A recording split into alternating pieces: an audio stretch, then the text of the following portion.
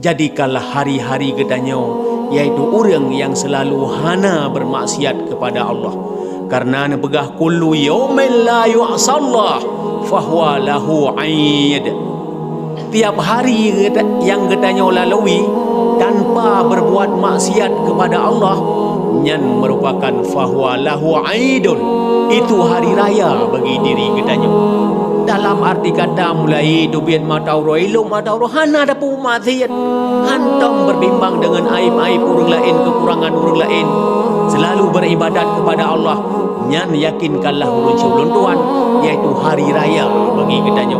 Jadi hari raya hana meceh Idul Fitri, Idul Adha, hari-hari yang kita lalui tanpa bermaksiat, selalu berumriyah kepada Allah, maka itu juga dinamakan dengan ayat Pura Raya, merdeka daripada azab kubur dan merdeka daripada iaitu api neraka Allah.